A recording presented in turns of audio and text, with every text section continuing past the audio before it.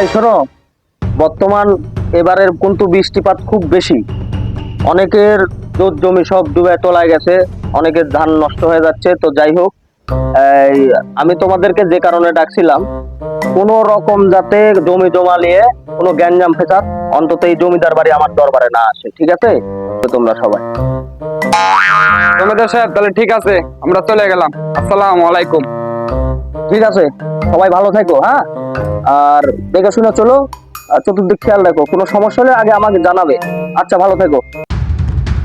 জমিদার সাহেব, জমিদার সাহেব, জমিদার সাহেব, জমিদার সাহেব তাড়াতাড়ি বের হন। এই কি হয়েছে? সকাল সকালে সেভাবে চিল্লাচিল্লি, কি সমস্যা বলো তো দেখি। জমিদার সাহেব, আপনি তো বললেন আপনার এই দরবারে যে আর কোনো বিচার সালিশ হবে না। আপনার পিওলা কি করছে জানেন? সমস্যা আমার পোলা, দেখি বলো তো।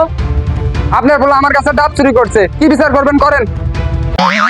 কাম সারছে, এই বয়সে যদি আমার পোলা ডাব চুরি করার বিচার করা লাগে, তাহলে আমার এই দরবারের মান-সম্মানটা কোথায় যায়? আমি কেমনি মানুষের সামনে মুখ দেখাবো? আচ্ছা, দেখি কোনো একটা বুদ্ধি বের করা যায় কিনা।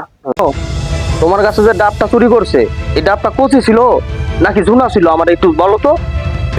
কচি হোক আর জুনা হোক, বিচার আপনার বলার বিচার বিচার করে দেন। দরবারে বিচার নিচ্ছে, আপনার বলা চুরি করবে আবার বিচার করবেন না? আরে বারবার খালি বিচার বিচার বলিচ্ছ, বিচার বিচার বলিচ্ছ, বেশি বোঝো? হ্যাঁ, বর্তমান আইন আদালতের কোনো সমস্যা তো ইয়া তোমার কোনো ধারণা আছে? আমি বিচার করবোই তো। সে আরে পাগল, সেটা তো ডাব।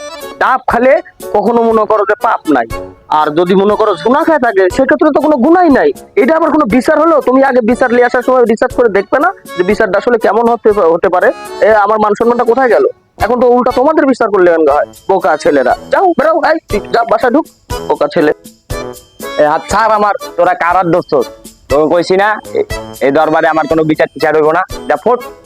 এই কার বিচার নিয়েছি? আমার তো কোনো বিচারই নাই। এ রাজ দরবারে আর কোনো বিচারই আসবো না। চত তোরা সব চ।